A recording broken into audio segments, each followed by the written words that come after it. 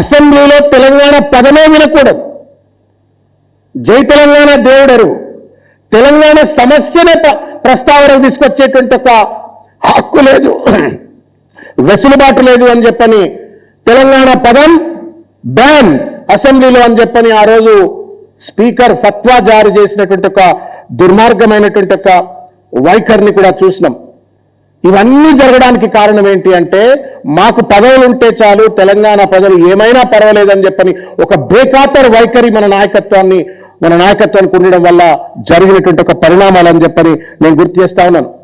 ఆ రోజు తెలంగాణ ఉద్యమంలో మమేకమై పనిచేస్తున్నటువంటి ఒక బెల్లి లలిత గారు కావచ్చు, లేకపోతే మా రోజు వీరన్న గారు కావచ్చు, అనేక మంది తెలంగాణ ఉద్యమకారులను పిట్టల లెక్క ఊచకోత కోసి ఎన్కౌంటర్లు చేసినటువంటి ఒక పాలక వర్గాల చరిత్ర కూడా, రక్తసిక్తమైన తెలంగాణ చరిత్రను కూడా ఈరోజు మనం గుర్తుపెట్టుకోవాల్సిన అవసరం ఉంది అని చెప్పని నేను గుర్తు చేస్తా ఉన్నాను. శాశ్వతంగా తెలంగాణను వలసవాదులకు దోపిడికి అడ్డగా మార్చుకున్నటువంటి ఒక పరిస్థితి నాకు బాగా గుర్తు. 1987-8 ప్రాంతంలో దుశ్శల సత్యనారాయణ గారు అని చెప్పని జలసాధన సమితి నల్గొండ జిల్లాలో నడిపేవారు. నేను ఆ రోజుల్లో ఆర్ట్స్ కాలేజ్ జనరల్ సెక్రటరీగా ఉన్నాను. వారిని పట్టుకొచ్చి ఆర్ట్స్ కాలేజ్లో జలసాధన సమితి అని చెప్పని తెలంగాణకు నీళ్లలో అన్యాయం అవుతుంది నల్గొండ జిల్లాకు అని చెప్పని ఆర్ట్స్ కాలేజ్ రూమ్ నెంబర్ 52లో ఒక సమావేశాన్ని పెడితే ఆ రోజు ఉన్నటువంటి అనేక మంది మేధావులు తెలంగాణ వస్తుందా పోతుందా, ఇంకా కృష్ణానది నీళ్లు మీరు లిఫ్ట్ ఎట్లా చేస్తారు, ఎట్లా నీళ్లు వస్తాయి, మనకు నీళ్లు రావు, మన తెలంగాణ ఎండిపోవాల్సిందే, మన భూములు ఎండిపోవాల్సిందే, ఆగం కావాల్సిందే, ఇదంతా మీరు అనవసరమైనటువంటి ఒక కొత్త పంచాయతీ పెడుతున్నారా అని చెప్పని మా పైన ఆ రోజు ఉన్నటువంటి ఒక చాలా మంది ప్రొఫెసర్లు కావచ్చు, ఇంటలెక్చువల్స్ కావచ్చు అన్నటువంటి ఒక పరిస్థితి కూడా చూసినాం.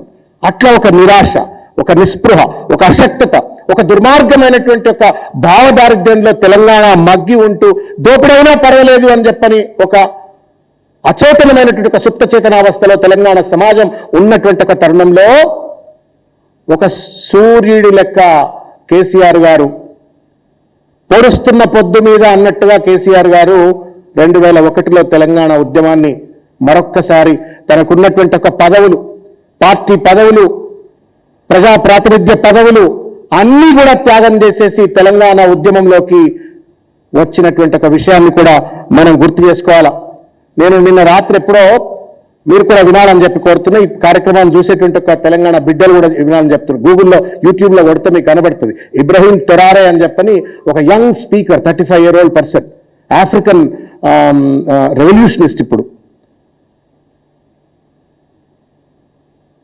ఆయన మాట్లాడుతున్న మాటలు 2001లో కేసీఆర్ గారు మాట్లాడిన మాటల లెక్కనే కనబడతా ఉన్నాయి.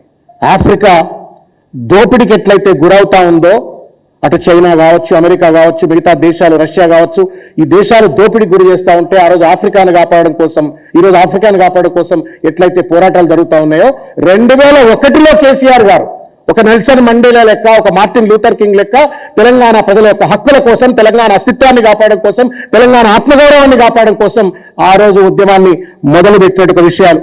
ఆయన ఆ రోజు ఉద్యమాన్ని మొదలుపెట్టినప్పుడు అనేక మంది అనేక అవమానాలు చేసినారు, వెన్నుపోట్లు పడిచినారు.